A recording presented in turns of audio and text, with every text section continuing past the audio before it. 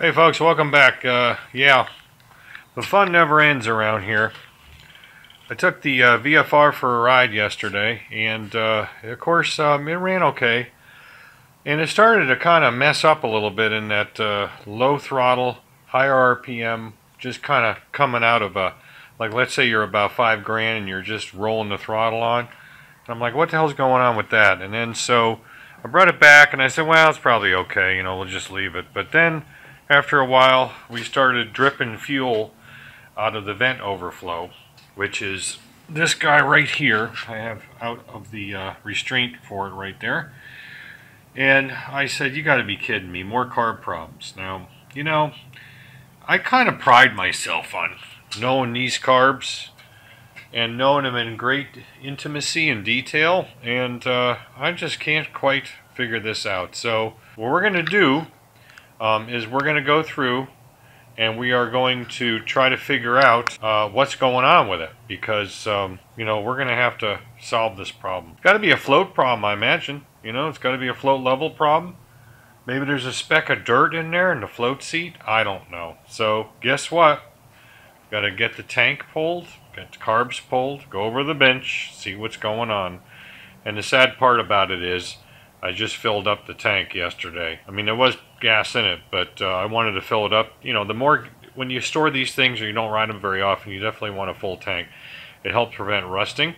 So I said, let me go fill it up. So I take it for a ride, go fill it up, bring it back, then it starts pissing fuel out that. Not really pissing, but dripping.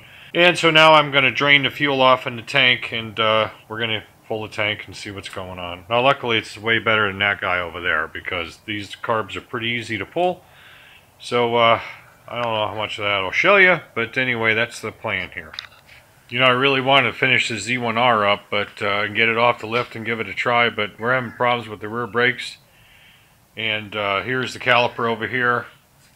Now the owner supposedly sent these out to be rebuilt and painted, and that was the only thing that was done. It's not a very good paint job at that, because tell you right now, these things were not operating properly. The pistons looked like somebody grabbed them with a pair of channel locks at one point. I think this one's worse. And so this is not the right tool to use for that. I have a tool that goes on the ID and you can pull them out, but they weren't retracting all the way, and when I tightened the axle up on the back wheel, it would essentially thrust the inner pad against the disc and it wouldn't allow the wheel to turn. So I'm not 100% sure that this is the issue, but when I took them apart, there was like sand in one side of it and this side, which is, I believe, the outside side of it, of this case, or this cover rather. It goes like that. Anyway, I got a rebuild kit coming, so another delay. So while I'm doing that, like I said, I was figuring we'd take the bike out for a ride, and that's when all this came up. So that's why we're not making any more progress on this at the moment. I mean, I got the clutch cable in now and adjusted up the front brakes. Got to do the rear brakes. The chain's in. I still have to rivet the chain. I haven't riveted it yet.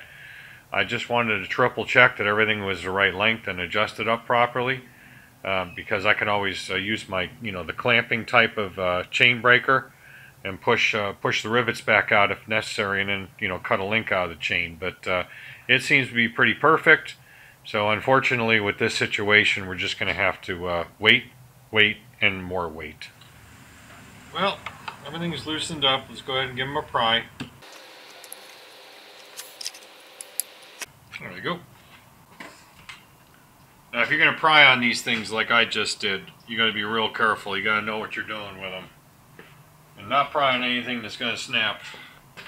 How you tell that is when you pry on something and it snaps. That's not the place to pry on, if that helps at all. Here's the overflow.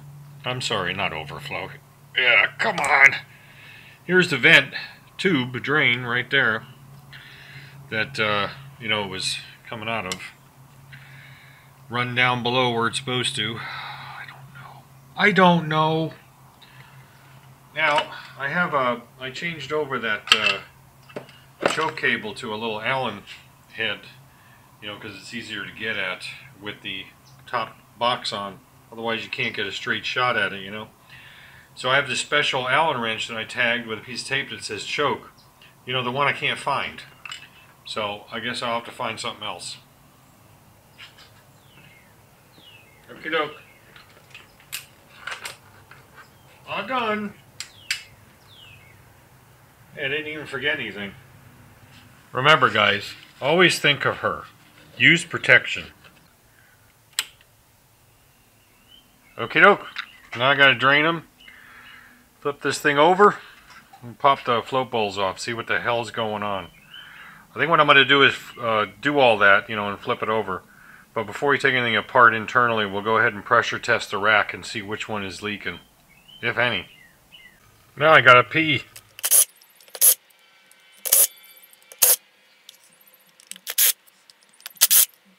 Well, everything looks good so far.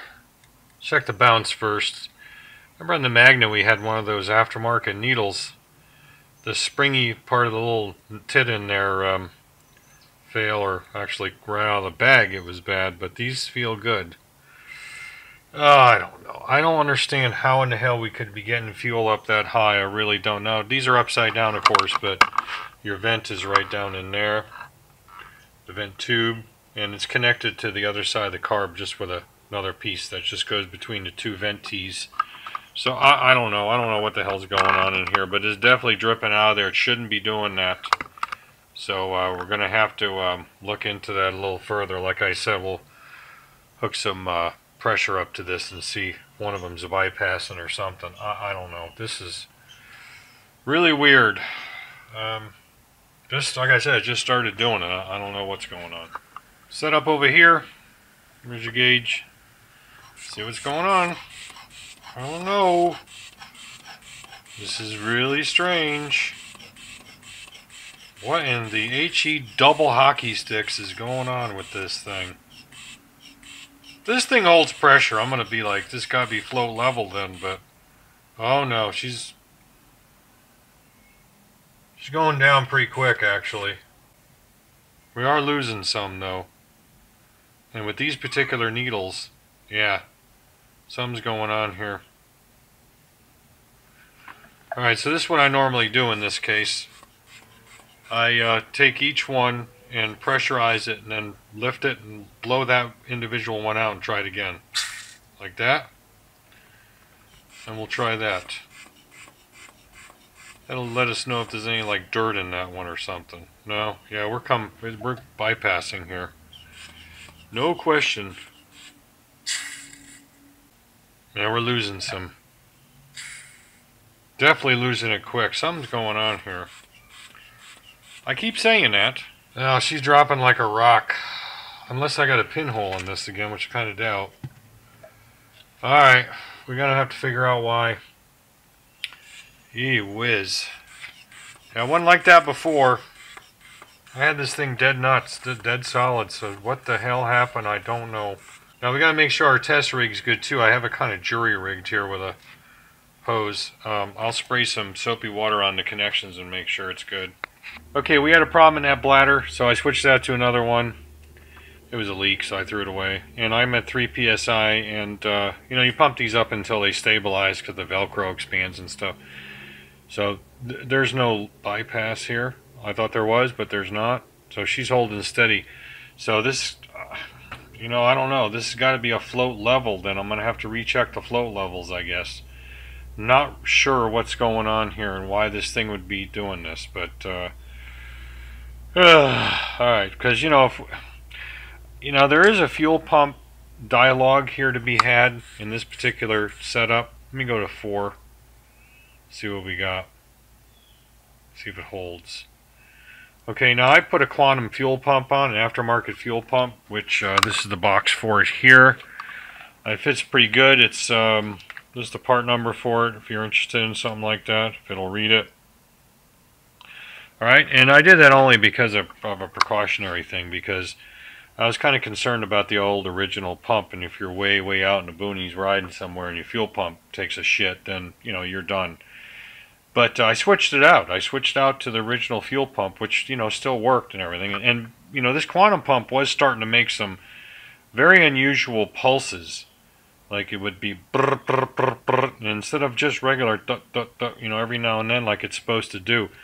So I don't know if the fuel pump was overpowering it, but the thing is, even with the OEM fuel pump, it was doing it. It was dripping out the overflow here. So, or I'm sorry, the vent. So we're holding at 4 psi, and I can tell you right now that that fuel pump is not going to put out that much. It might be 2 to 3 max.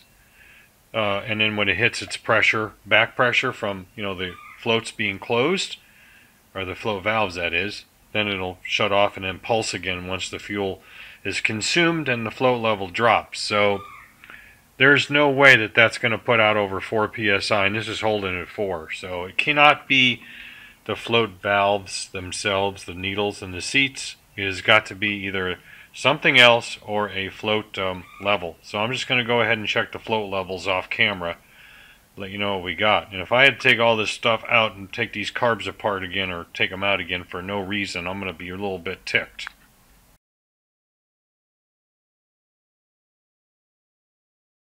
I found no float that was too high up into the body of the carburetor, thereby letting the float level come up too high.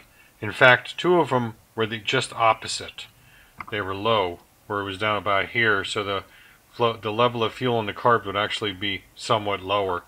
So I adjusted that. It's 7 mil for the float height, with the float just touching the tang of the float valve. So I don't exactly know what's going on, but you know, before, when I had that bladder that was leaking, and I wasn't sure if it was the bladder, or I wasn't considering the bladder at that time, and I went to blow this out by pressurizing it, and remember I lifted each one. There may have been a little piece of dirt or something in one of those, and we dislodged that and maybe corrected the problem. I don't know. I don't see anything laying in there. That would have been something I think pretty visible, but yeah, we're going to have to look into this a little further. So what I did find was that a couple of floats were actually the opposite. In other words, they were down this way, so lowering the fuel level in each carb, or in that particular carb. So I've corrected all that. I'm going to put the float bowls back on and flip it over. I'm going to take a look at a couple things on the diaphragms. Well, I don't know. I can't find a damn thing wrong with these except making one adjustment, you know, on being on the low side actually. So, you know, it passes all the tests and everything else is good. So I honestly don't know what the hell's going on. I don't know why it'd be vaporizing fuel, or fuel itself was coming up to that vent. I mean, that's awfully high up on these carbs here. It's way up here. So assuming these are sitting about this height, you know, we're talking about fuel that'd be coming up and just dumping into the main venturi, the main bore of the carb.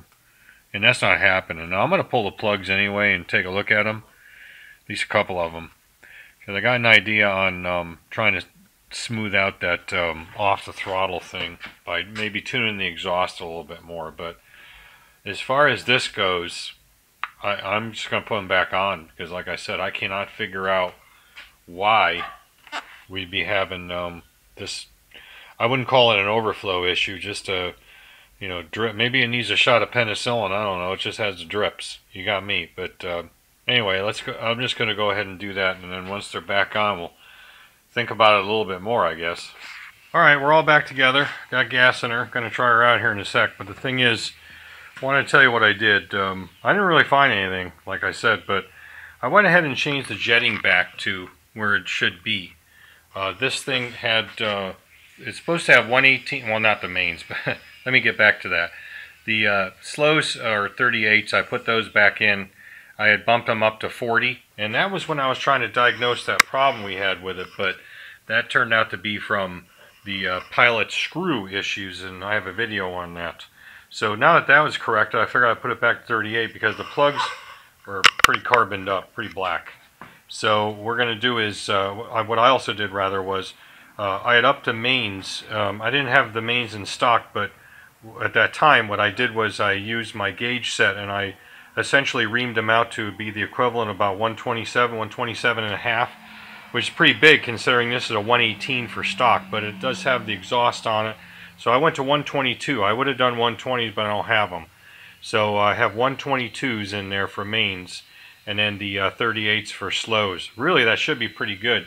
And here's how this works with the Super Trap exhaust.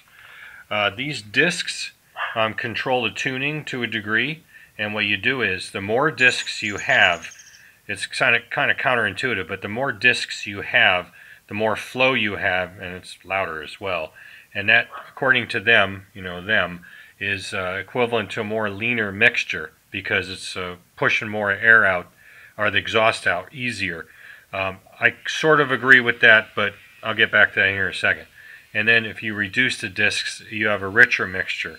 So I have one more disc for each one. I don't have any other disc. We may end up adding that one disc, but I want to try it first. I'm not really too sure about their logic on this because the thing is, when you're moving on the air side, it would make sense. But if you're moving more air through, in other words, let's say the exhaust was restricting you, and the air box had enough capacity to increase the airflow. When you have less restriction down here, you would think that it would actually pull a little more fuel because you're putting more velocity through the carburetors. But they're the experts on this. I'm not. So I'm just going to leave it as it is right now, and maybe even add a disc like I said before. So I'll set you up on the stand. We'll try to crank it, and it's going to crank for a while because the only time that fuel pump is running is when it's either cranking or running. And so now we have to refill the carbs, and it's going to take a little bit.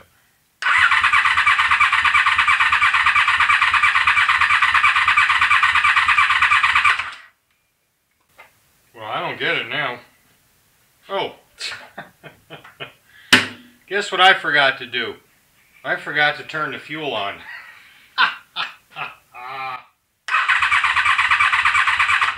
That would help.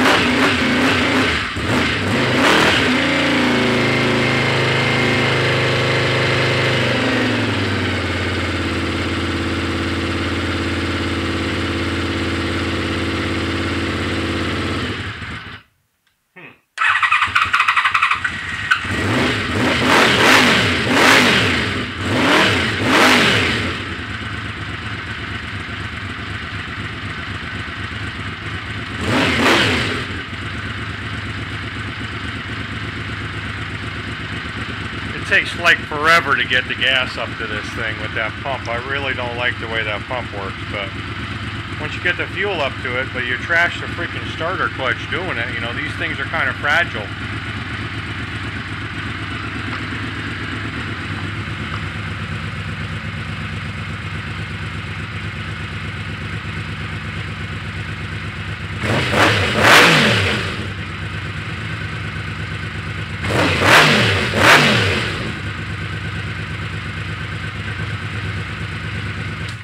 See, that fuel pump's working properly now. I don't know what the other one, that Optima, whatever it was called, was doing, but that fuel pump was not working right. So hopefully, this is going to run better. So let's go find out. I'm not going to put the side covers on in case I got to reach up in there and do a classic reach around and do the slow screws. But I'll see if I can get you set up on this, and we'll take it around the block at least. Well, let's see what happens.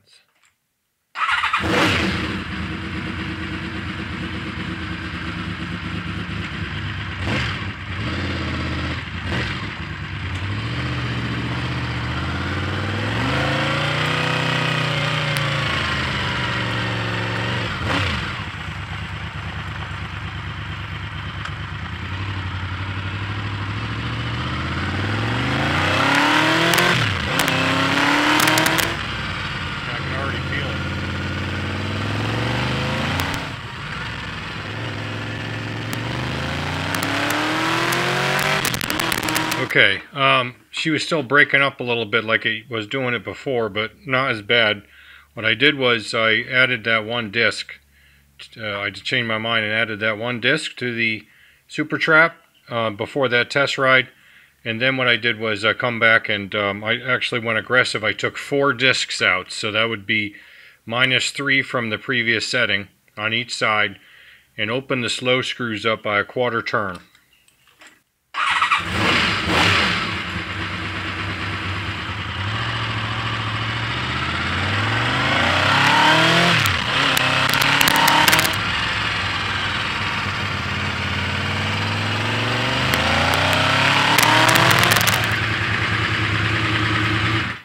Okay, that was a lot better, but I still feel a little bit. So, same disc, didn't make a change on the exhaust, and I opened the slow screw up another 1/4 turn. So right now I'd be sitting at 3.5. And if this works out, then that's basically where I thought it would end up, because I started at 3.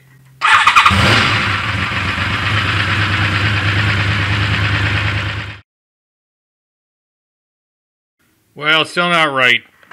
Get it up 5,500 or so, very light throttle, and it just wants to kind of, you know, jerk a little bit. And so, yeah, shit, you know, I probably should have just kept the 40s and the slows, but you really shouldn't need it. I mean, with this setup, there's no airbox change. You really shouldn't need anything but the stock. So, I guess another day I'll end up, once it cools down, another day it's cooled down, I'll have to pull them again and put the 40s in. But the mains I'm liking, definitely didn't need that big ass main. I was trying to correct that other problem. Like I said before, the